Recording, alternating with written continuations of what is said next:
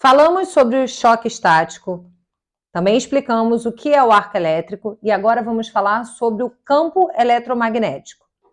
Ele é uma região do espaço capaz de exercer forças sobre cargas elétricas em movimento em materiais dotados de propriedades magnéticas. O campo magnético é uma grandeza física vetorial medida em Tesla. A indução eletromagnética é o fenômeno relacionado ao aparecimento de uma corrente elétrica em um condutor imerso em um campo magnético, quando ocorre variação do fluxo que o atravessa. Você consegue entender agora, Tec, toda a importância dessa parte técnica? Agora chegou um momento muito importante.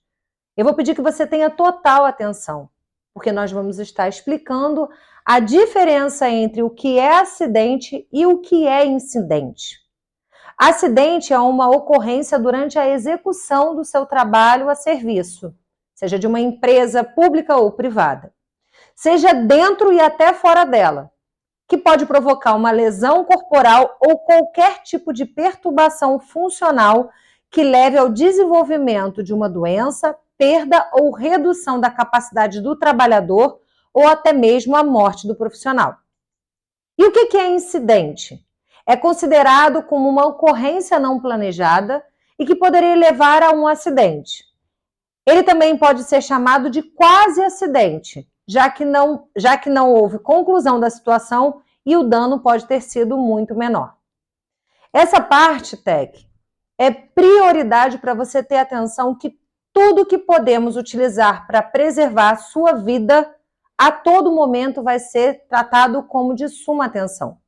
Por isso que nós temos uma equipe preparada e especializada para atender você na parte da saúde ocupacional. Por isso, a todo momento que estamos reforçando a importância de todos os EPIs, na manutenção, na limpeza e principalmente no uso.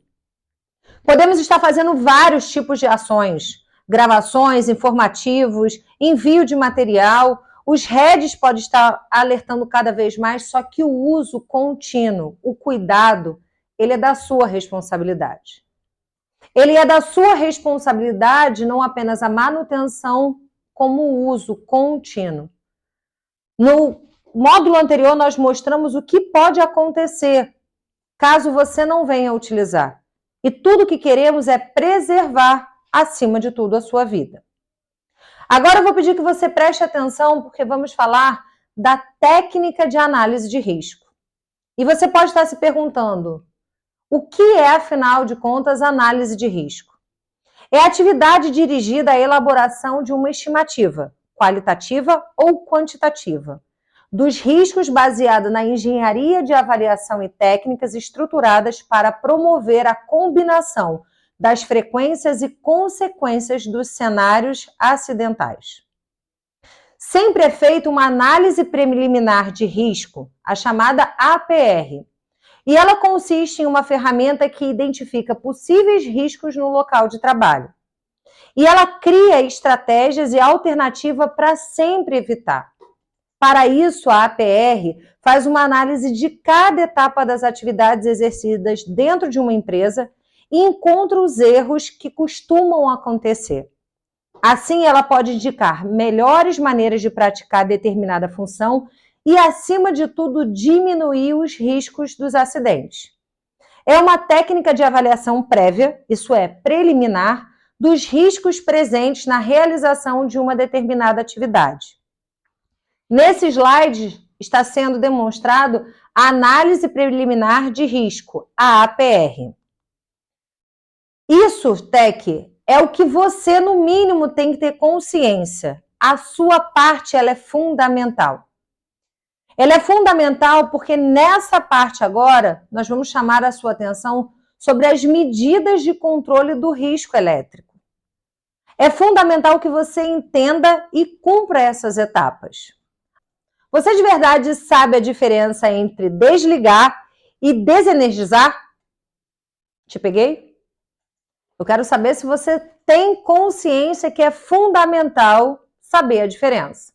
E se você não sabe, não tem problema. Ou se você esqueceu, não guardou muito bem. Desligar é um circuito elétrico que é promover somente a abertura de um dispositivo, qualquer que seja, de seccionamento da alimentação, não garantindo a condição da falta de energia durante todo o processo de intervenção. Assim, podemos dizer que o desligamento de um circuito elétrico é uma das etapas da desenergização. E aí, o que é desenergizar? Termo difícil, né? Eu não vou pedir nem para cortar, porque eu não vou conseguir falar. Você também deve estar com essa dificuldade aí, Tec.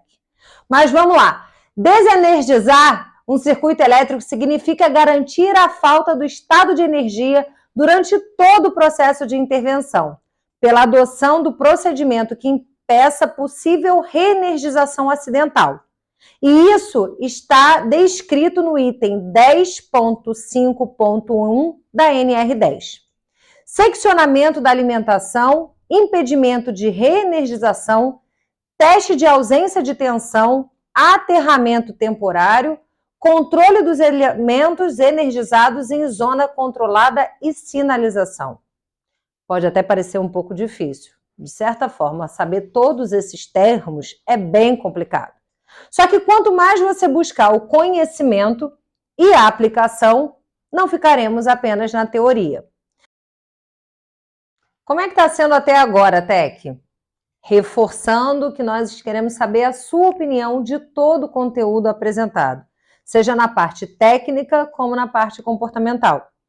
Caso você tenha qualquer tipo de dúvida, de solicitação e até busque mais esclarecimento, além do seu RED, lembrando que temos também um canal aqui embaixo, o e-mail para que você possa entrar em contato com a nossa área. Voltando agora a esse conteúdo muito importante, nós vamos falar sobre as qualificações. A diferença entre o profissional qualificado, habilitado, o trabalhador capacitado e o trabalhador autorizado. Caso você tenha alguma dúvida, pode printar e também comentar aqui em qual dessas áreas você se encontra. Profissional qualificado é aquele que comprova a conclusão do curso específico na sua área de atuação e é reconhecido pelo Sistema Oficial de Ensino. Já o profissional habilitado é o profissional previamente qualificado e com registro competente no conselho de classe. O trabalhador capacitado é aquele que recebe capacitação sobre orientação e responsabilidade de profissional legalmente qualificado e habilitado. E o trabalhador autorizado é aquele que é formalmente autorizado pela empresa mediante processo administrativo. Agora eu vou pedir que você tenha total atenção. Nós vamos falar sobre uma parte muito importante, que é a descrição da zona de risco. Eu vou pedir que você preste atenção desde as siglas que eu vou colocar, bem como o conteúdo abordado. Então, o PE é o ponto energizado. ZR é a zona de risco, restrita a trabalhadores autorizados e com adoção de técnicas, instrumentos e equipamentos apropriados ao trabalho. ZC significa zona controlada, restrita a trabalhadores autorizados. E a ZL é a zona livre. Agora, nesse gráfico que estamos disponibilizando, vai ficar exatamente descrito o ponto energizado, o PE, a zona de risco, isso é, a ZR, a zona controlada, ZCP, e a zona livre, a ZL. Lembrando que você pode tirar um print e também vamos deixar disponibilizado para você essa parte do material. Quando falamos sobre medidas de controle do risco elétrico, vamos dividir isso em 3 etapas. Ponto 1, trabalho desenergizado. É a zona de trabalho fora da zona controlada. A segunda parte é o trabalho em proximidade. É o trabalho durante o qual o trabalhador pode entrar na zona controlada, ainda que seja com parte do seu corpo ou com extensões condutoras representadas por materiais, ferramentas ou equipamentos que o mesmo manipule. Já o trabalho energizado é o trabalho realizado dentro da zona de risco. Você está entendendo a importância, Tec, de tudo que estamos trazendo para o seu dia a dia nas suas funções? Por isso, vou repetir a todo momento a importância dos EPIs. Agora vamos falar de um assunto muito importante, de extrema relevância. Então, se você até aqui já estava com atenção, eu vou pedir que você dobre a atenção. Porque vamos falar agora sobre as medidas de controle do risco elétrico. Quando falamos de classe de tensão, significa a norma regulamentadora número 10. E ela dispõe de 4 tipos de tensão. A tensão de segurança, ela é extra baixa tensão originada em uma fonte de segurança. Isso é, circuitos de comando separado da potência. Depois vamos falar sobre a extra baixa tensão, a EBT. Tensão não superior a 50 volts em corrente alternada ou 120 volts em corrente contínua, entre fases e entre fase e terra. Depois vamos estar falando da baixa tensão, isso é, a BT. Tensão superior a 50 volts em corrente alternada ou 120 volts em corrente contínua e igual ou inferior a 1000 volts em corrente alternada ou 1500 volts em corrente contínua, entre fases ou entre fase e terra. A alta tensão, isso é, AT, a tensão superior a 1000 volts em corrente alternada ou 1500 volts em corrente contínua entre fases ou entre fase e terra. Aqui a gente vai mostrar essas imagens e eu vou pedir total atenção. Total atenção para medidas de controle ao risco elétrico. E aqui a gente vai estar falando dos EPCs. O que significa EPC? É todo dispositivo, sistema ou meio fixo ou móvel de abrangência coletiva destinada a preservar a integridade física e a saúde dos trabalhadores, usuários e terceiros. Isso é TEC. É a sua saúde, a sua vida que nós estamos querendo proteger a todo momento. Por isso, placas a todo momento, não opere esse equipamento, perigo, estou trabalhando nesse equipamento. Todo dispositivo que tiver sinalização de atenção, é fundamental que você saiba que é necessário ter cautela e cuidado, bem como o uso. A medida de controle do risco elétrico são representadas nessas imagens aqui. E é fundamental que você respeite para preservar tanto o local de trabalho quanto a sua integridade e dos demais TECs. E agora falamos do EP6, vamos reforçar a importância dos EPIs. EPI é todo dispositivo de uso individual que é utilizado pelo empregado destinado à proteção de riscos suscetíveis de ameaçar a segurança e a saúde do trabalhador. TEC, você já recebeu o seu EPI. O cuidado, o manuseio, o armazenamento e, acima de tudo, a limpeza, ela é da sua função, bem como a manutenção e o uso contínuo e diário no exercício das suas funções. Nesse gráfico, nós vamos mostrar a principal diferença e do que é exigido da tensão com a cor de cada equipamento. Então, bege, vermelho, branco, amarelo, verde ou laranja representa cada tensão. Caso você tenha qualquer tipo de dúvida, TEC, entre em contato tanto com a área de segurança de trabalho como o seu head.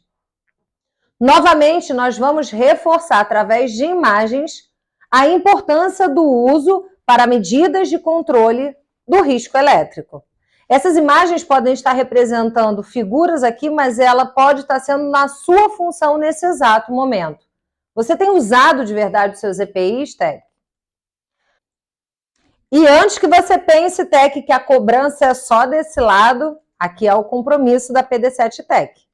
E conforme a norma NR06, nós vamos falar também das obrigações legais da PD7-TEC no cumprimento com relação aos EPIs. Adquirir o adequado ao risco de cada atividade, exigir o seu uso, fornecer ao trabalhador somente o aprovado pelo órgão nacional competente em matéria de segurança e saúde no trabalho, orientar e treinar o trabalhador sobre o uso adequado, guarda e conservação, substituir imediatamente quando danificado ou extraviado, responsabilizar-se pela higienização e manutenção periódica, Comunicar ao Ministério do Trabalho e Emprego qualquer irregularidade observada. Registrar o seu fornecimento ao trabalhador, podendo ser adotados livros, fichas ou sistema eletrônico. Agora que já falamos da obrigação da PD7-TEC, agora vamos reforçar a sua obrigação, TEC. Cabe a você, TEC, usar utilizando apenas para a finalidade que se destina os EPIs. Responsabilizar-se pela guarda e conservação. Comunicar ao empregador qualquer alteração que o torne impróprio para uso. Cumprir as determinações do empregador sobre o uso adequado. Essa parte é fundamental, TEC. Percebeu qualquer tipo de avaria, percebeu que já não está próprio para uso, entre em contato urgente com a área da segurança do trabalho. Agora vamos falar sobre as rotinas do trabalho no sistema elétrico e a parte dos procedimentos gerais de segurança. Todo e qualquer serviço deve ser planejado antecipadamente e executado por equipes devidamente treinadas e autorizadas de acordo com a NR10 da Portaria 3214 MTB de 78 e com a utilização de equipamentos aprovados pela empresa em boas condições de uso.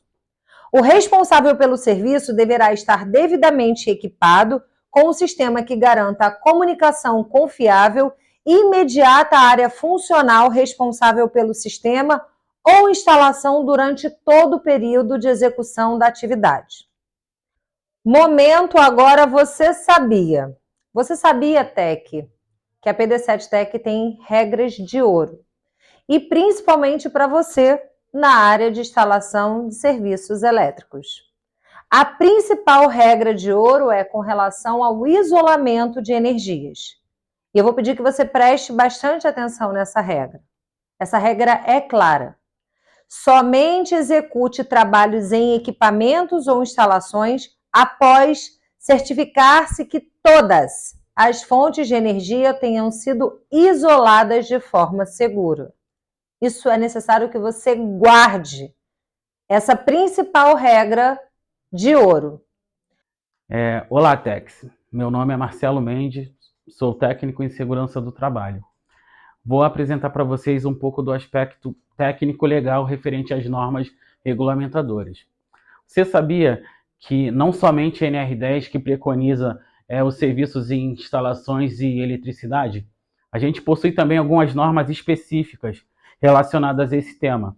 São elas a NBR, voltada mais para 5410, que trata sobre instalações de baixa tensão. A gente também tem a NBR 14039, que trata sobre instalações elétricas de média tensão. A NR10 é uma norma especial, mas ela está associada a outras normas para garantir a saúde e segurança no ambiente de trabalho. Dentre elas, eu posso citar algumas para vocês. A NR6, a NR12, a NR33 e a NR35, que associadas à NR10 garante procedimentos específicos para determinados tipos de trabalho. Então, Tex, vocês sabem a diferença da NR e a NBR? A NR, norma regulamentadora, são de responsabilidade do MTE, Ministério do Trabalho e Emprego, e tem como objetivo orientar empregadores e empregados quanto às normas de segurança do trabalho e os equipamentos de segurança exigidos para cada atividade regulamentada. Já as NBRs, normas brasileiras, são normas técnicas desenvolvidas pela Associação Brasileira de Normas Técnicas, ABNT, uma instituição sem fins lucrativos que atua em diversos campos de padronização de procedimentos. Ao contrário das NRs, as NBRs não são necessariamente de cumprimento obrigatório. Fomos enfáticos até o momento em apresentar os riscos relacionados à eletricidade, conforme estabelece a NR10. Mas vocês sabiam que há riscos adicionais associados a serviços com eletricidade? Dentre os principais riscos associados estão riscos de altura, ambientes confinados e em áreas classificadas, de acordo com a definição da NR10. Por isso, é importante que você siga, além das recomendações da NR10, as recomendações específicas de cada norma regulamentadora para cada atividade que eu citei anteriormente. Vamos falar sobre as responsabilidades. As responsabilidades quanto ao não cumprimento da NR10 geram ações civis e penais às empresas e aos empregados envolvidos nos projetos, instalações, manutenções e serviços envolvendo a eletricidade. O que o não cumprimento da NR10 conta ao Código Penal? Homicídio simples, a morte do homem por ação ou omissão voluntária de outro homem.